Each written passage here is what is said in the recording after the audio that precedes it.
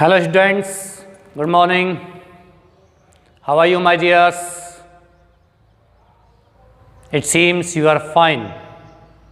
I hope you are very well at your home watching these videos. My dear students, आज class 12th compulsory English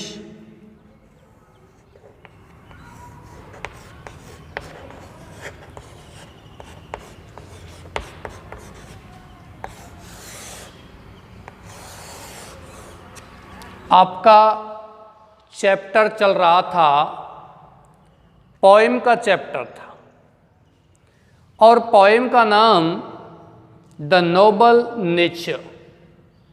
poem का नाम the noble nature. ये आपकी poem थी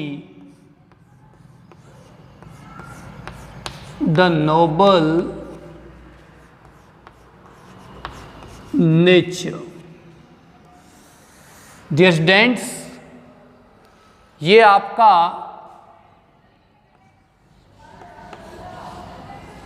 chapter number 12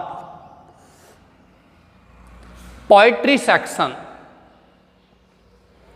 काव्य विभाग में चैप्टर नंबर आपका 12। कविता का नाम द नोबल नेचर, आदर्श या उद्धत प्रकृति। डियर स्टूडेंट्स, इसमें इस पोएम को मैं आपको करवा चुका हूँ। इसका जो भी एनालिसिस था, पोएम में क्या बताया था, ये मैंने आपको पोएम का ट्रांसलेशन करवा दिया। इसके बाद इसके क्वेश्चन और आंसर के बारे में हम बात करेंगे। माय डियर स्टूडेंट्स, यहाँ आपको मैं बता देता हूँ कि इस पोएम में कवि प्रकृति से दो वस्तुएं लेता है। द पोइट और ग्रेट पोइट बेन जॉनसन, इस कविता के जो कवि हैं उनका नाम क्या है? Ben Jonson. The great poet, great dramatist, ये कवि यहाँ प्रकृति से दो चीज़ों को लेते हैं। ही drawers two symbols from the nature, one is an oak tree and second is lily flower. एक बलूत का पेड़ और दूसरा है लिली का फूल। ये दो चीज़ें वो प्रकृति से लेते हैं। क्या होता है, इन दो चीज़ों को लेकर के वो मानव जीवन के साथ इन चीज़ों को रखते हैं।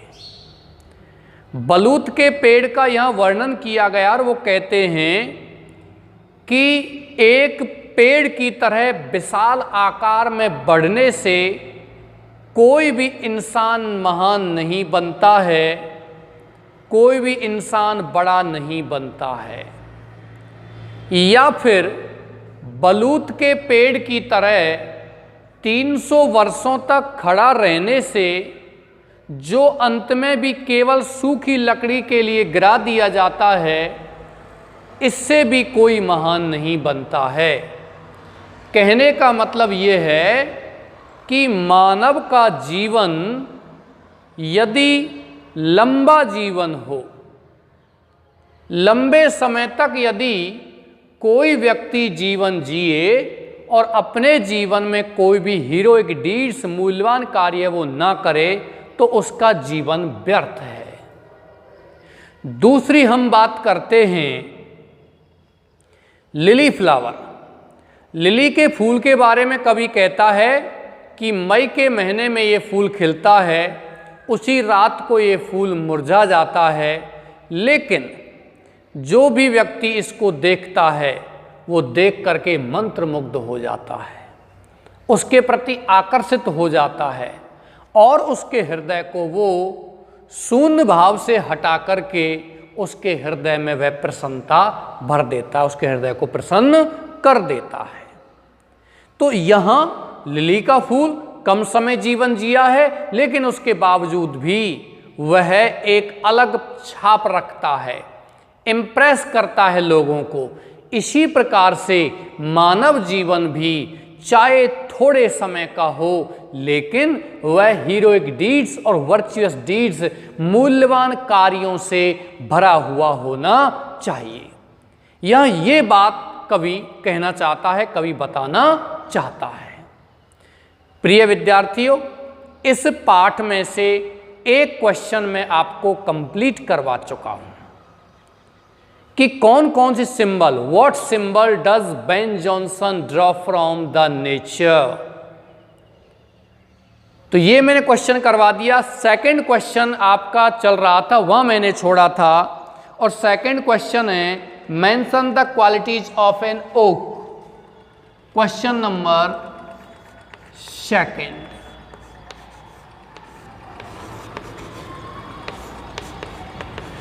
मेंशन the qualities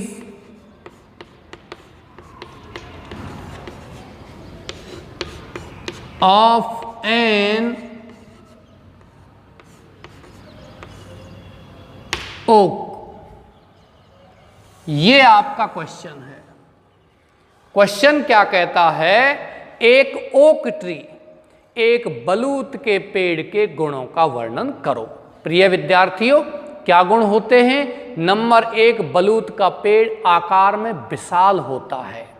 नंबर दूसरा, बलूत का पेड़ 300 वर्षों तक जीवन जीता है, अनइम्प्रेसिव होता है, और एक मीनिंगलेस लाइफ वो जीवन जीता है। अंत में भी वो केवल और केवल सूखी लकड़ी के लिए गिरा दिया जाता है। लिखिए आंसर इसका। इंग्लिश और हिंदी दोनों ही मीडियम वाले बच्चे इसको लिखेंगे। N oak tree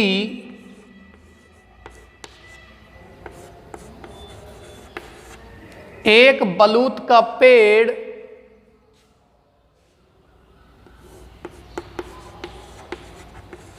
lives a life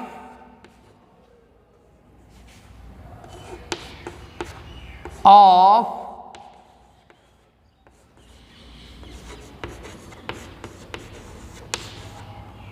300 years, 300 वर्षों तक जीवन जीता है। या कह सकते हो it's life span is of 300 years. इसका लाइफ स्पान होता है, जीवन अवधि होती है वो 300 वर्षों की होती है। इसके आगे लिखोगे it is bulk in size. यह आकार में कैसा होता है? बल्क होता है, विशाल होता है, बड़ा होता है, चौड़ा होता है। यदि आप इन साइज नहीं लिखना चाहते तो लिख सकते हो इट इज बल्की। यह कैसा होता है? विशाल होता है। At last it falls and provides only dry wood. Its long life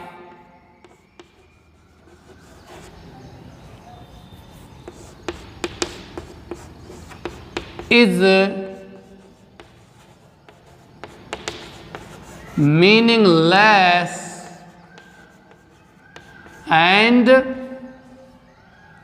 unimpressive.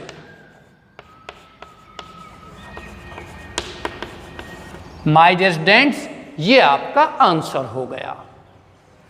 N oak tree एक बलूत का पेड़ lives a life of 300 years, 300 वर्षों तक का जीवन जीता है। इट इज बल्क, ये विशाल होता है। इन साइज माने आकार में। एट लास्ट अंत में इट फॉल से गिर जाता है, एंड प्रोवाइड्स ये प्रदान करता है ओनली केवल ड्राई वुड माने सूखी लकड़ियाँ, लॉग डंठल कुछ भी प्रदान नहीं करता है, फ्रूटलेस ट्री होता है, फलहीन पेड़ होता है। It's long life is meaningless, इसका लंबा जीवन अर्थहीन होता है, एंड अनइम्प्रेसिव और प्रभावहीन होता है, इसका कोई प्रभाव नहीं होता है। नेक्स्ट क्वेश्चन है, how does a lily of a day, किस प्रकार से एक दिन का लिली इम्प्रेस अस, हमें प्रभावित करता है। हाउ मीन्स कैसे, ए लिली ऑफ ए डे, एक दिन का लिली का फूल हमें प्रभावित करता है। एक दिन का लिली का फूल अपनी सुंदरता से हमें प्रभावित करता है। इसका आंसर आप लिखोगे, a lily of a day, a lily एक कुमुदनी या lily of a day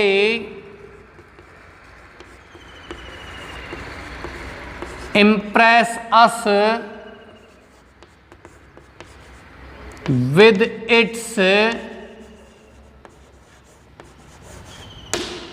beauty। Lily of a day, एक दिन का लिली अपनी सुंदरता से ये हमें प्रभावित करता है।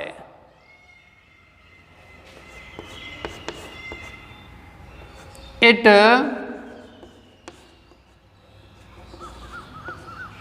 कास्ट्स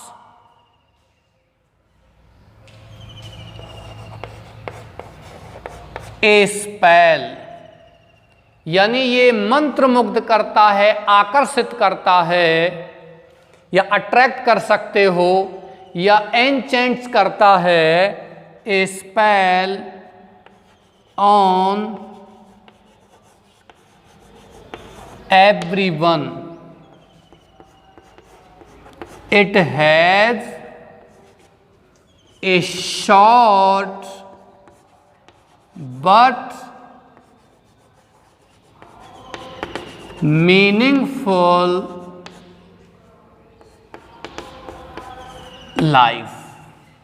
ये आपका आंसर हो गया। देखते हैं, ए लिली ऑफ ए डे, एक दिन का लिली, इम्प्रेस अस हमें प्रभावित करता है, विद इट्स ब्यूटी अपनी सुंदरता से।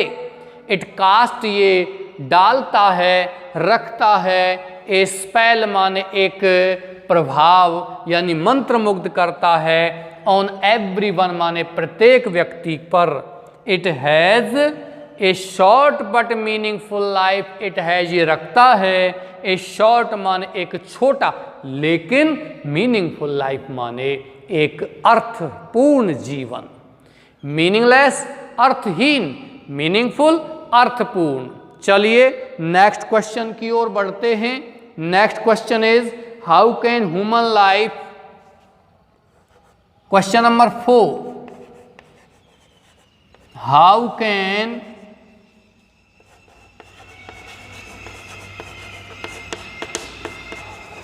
ह्यूमन लाइफ, मानव जीवन कैसे,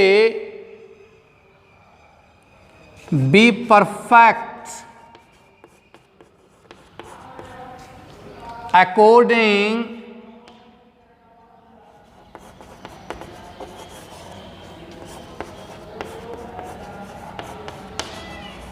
टू द पोएट, कवि के अनुसार मानव का जीवन कैसे पूर्ण हो सकता है, या यही बात बताई गई है।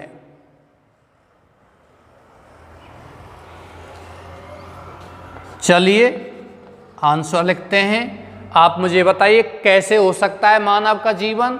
मानव का जीवन पूर्ण हो सकता है जब ये मूल्यवान कार्यों से भरा हुआ हो, ये वर्चुअस डीड्स और हीरोइक डीड्स से भरा हुआ हो। चलिए, ह्यूमन लाइफ या लिख सकते हो according to the poet, according to the poet, human life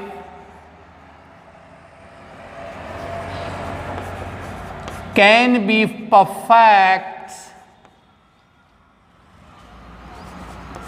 when it is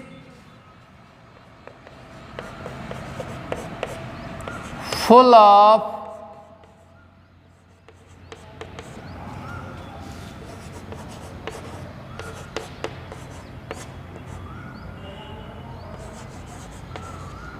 heroic and virtuous deeds, when it is full of heroic and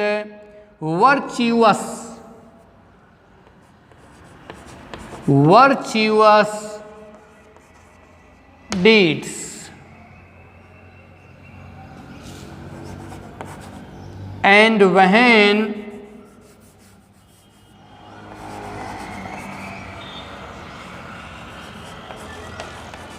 it has a meaning। ये आपका आंसर हो गया। Dear students, ये कह रहा है according to the poet, कवि के अनुसार ह्यूमन लाइफ मानव जीवन कैन बी हो सकता है, परफेक्ट माने पूर्ण, when it is full of, जब ये पूर्ण हो या भरा हुआ हो, हीरोइक एंड वर्चुअस डीड, मूल्यवान और गुणवान डीड्स माने कार्यों से भरा हुआ हो, एंड व्हेन और जब इट हैज़ ए मीनिंग, ये कोई अर्थ रखता हो, कोई मीनिंग रखता हो, तभी मानव का जीवन कैसा हो सकता है, पूर्ण हो सकता है। डियर स्टूडेंट्स, आशा करता हूं कि आप इसको कॉपी कर रहे होंगे या आपने इसको कॉपी कर लिया है। चलिए, इसके आगे नेक्स्ट क्वेश्चन के बारे में हम बात करते हैं। नेक्स्ट क्वेश्चन क्या है, देखिए।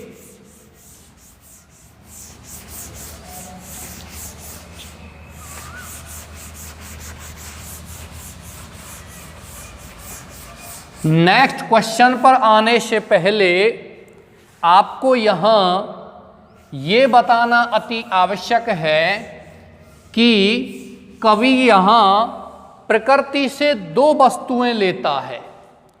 The poet draws two symbols from the nature, और इन सिंबल्स को वो मानव जीवन में रखता है, मानव जीवन के निकट रखता है, या कह सकते हो मानव जीवन से इन प्रतीकों को जोड़ता है, और मानव जीवन से जोड़ करके ही वो इंसान को, ह्यूमैनिटी को, मानवता को एक संदेश देना चाहता है कि हमें ऐसे कार्य करने चाहिए जो या जिस कार्य को लोग याद रखें या जो मानव के काम आए। ओके डियर्स, इसके बाद आगे बढ़ते हैं। नेक्स्ट जो क्वेश्चन है आपका, उसकी ओर चलते हैं। नेक्स्ट क्वेश्चन है, how does the poet, question 5,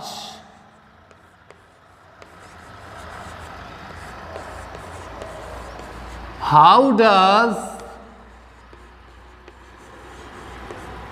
the poet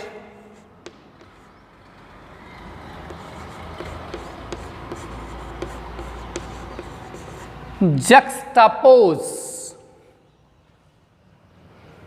two objects of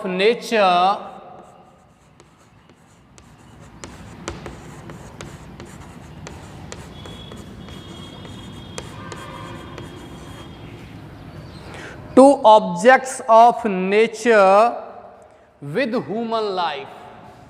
मानव जीवन के साथ, विद ह्यूमन लाइफ।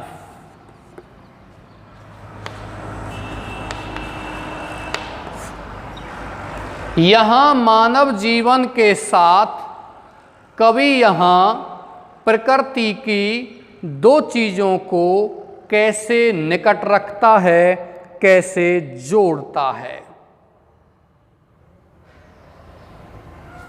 देखते हैं।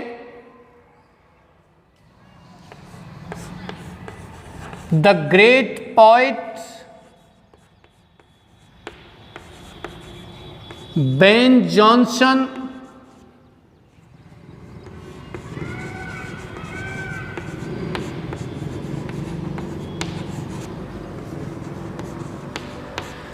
draws two symbols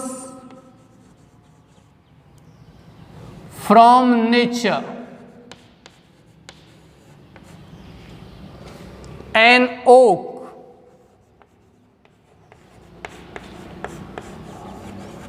tree, and a lily flower. दो चीजों को यहां कवि लेता है।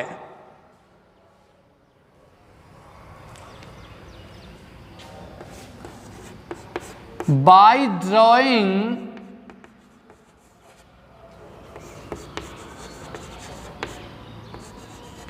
these two symbols,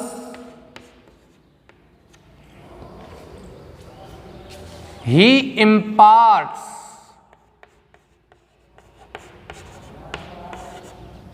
a great message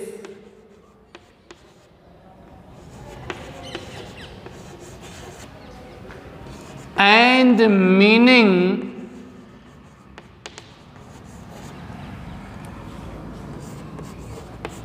to humanity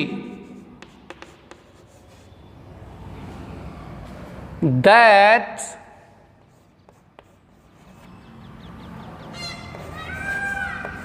मानवता को एक बहुत बड़ा संदेश और बहुत बड़ा अर्थ देता है। We should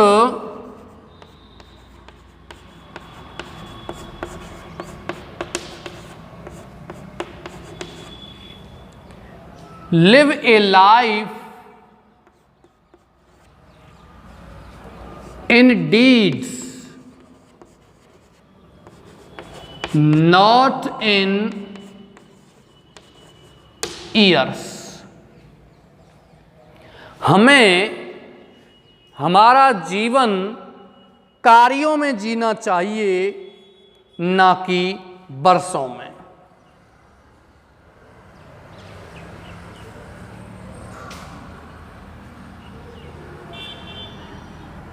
Human life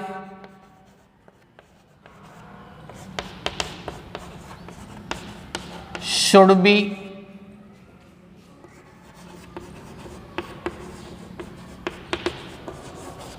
meaningful, like lily,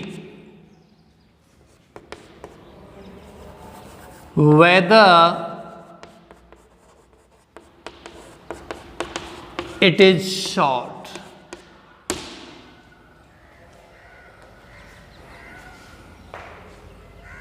ये यहां कवि दो प्रतीकों को लेते हुए एक ग्रेट मैसेज यहां देता है।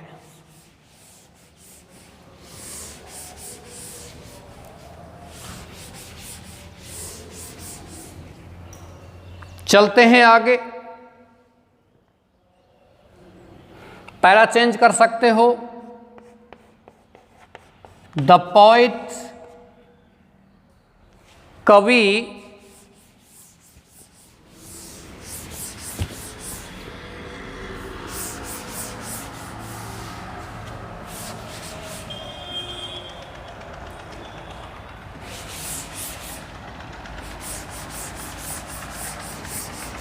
the poet contrasts a meaningless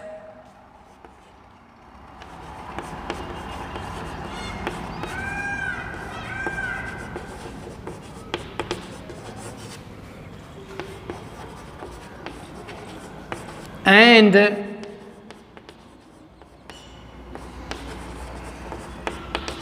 unimpressive life. कवि यहां एक अर्थहीन और अप्रभावशाली लाइफ जीवन की तुलना करता है विद ए शॉर्ट लाइफ, एक संक्षिप्त जीवन से, विद ए शॉर्ट लाइफ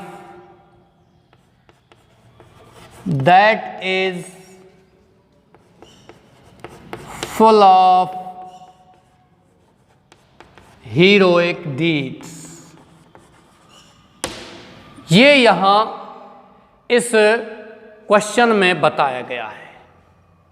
प्रिय विद्यार्थियों, यहां यही बात बताई गई है, मानव जीवन वर्षों में नहीं मापा जाना चाहिए। Human life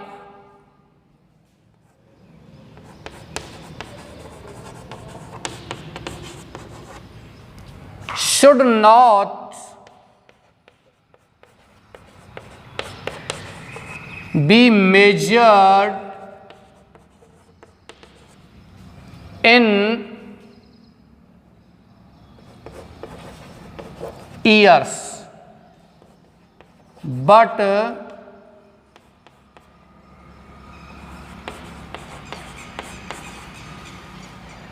it should be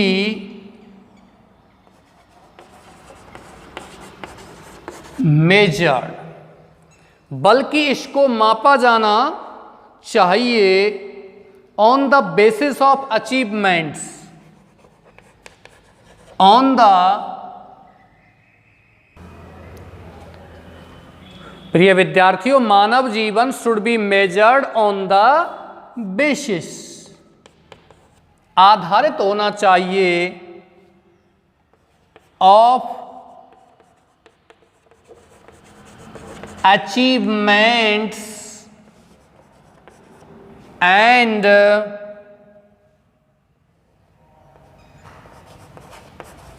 noble acts।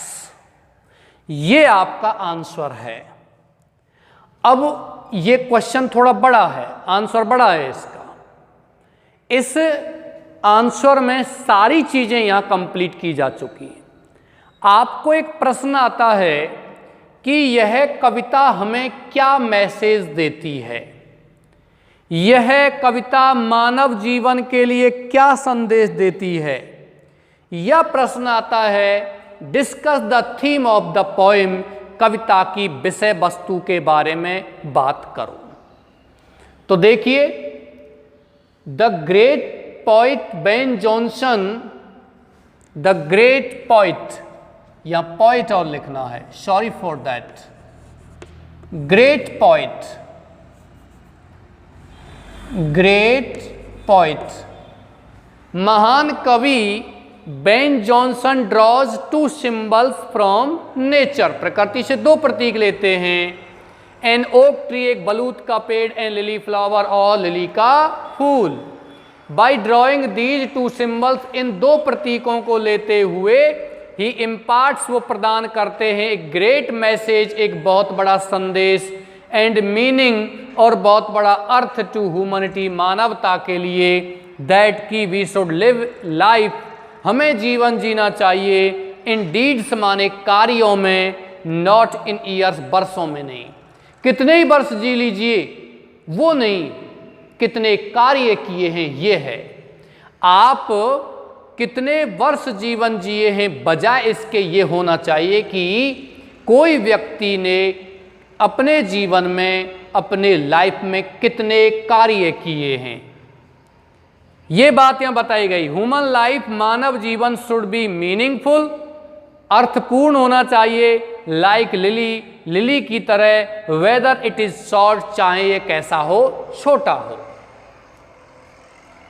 The poet contrast, कवि तुलना करता है, ए मीनिंगलेस, एक अर्थहीन, एंड अनइम्प्रेसिव लाइफ, और एक प्रभावहीन जीवन की विद ए शॉर्ट लाइफ माने संक्षिप्त जीवन से, that is full of heroic deeds, जो मूल्यवान कार्यों से भरा हुआ है। ह्यूमन लाइफ मानव जीवन शुड नॉट बी मेजर्ड, नहीं मापा जाना चाहिए, डी और लगाना है, शुड नॉट बी मेजर्ड नहीं मापा जाना चाहिए इन ईयर्स माने वर्षों में, बट बल्कि इट शुड बी मेजर्ड इसको मापा जाना चाहिए ऑन द बेसिस माने आधार पर, ऑफ अचीवमेंट्स माने उपलब्धियों के, एंड नोबल एक्ट्स और आदर्श कार्यों के। आदर्श कार्य और उपलब्धियों पर ही, उपलब्धियों के आधार पर ही मानव जीवन मापा जाना चाहिए। ये इस कविता में बताया गया है कि एक लंबा जीवन है लेकिन मीनिंगलेस है, वो बेकार है, व्यर्थ है। प्रिय विद्यार्थियों, ये आपके इस चैप्टर के क्वेश्चन हो चुके हैं। नेक्स्ट चैप्टर का नेक्स्ट क्लास में, नेक्स्ट पार्ट में बात करेंगे। चैप्टर नंबर 13 आपका a boys song Wilfred Wilson Gibson का है, उसके बारे में अभी हम बात करेंगे नेक्स्ट इसी आज की क्लास में।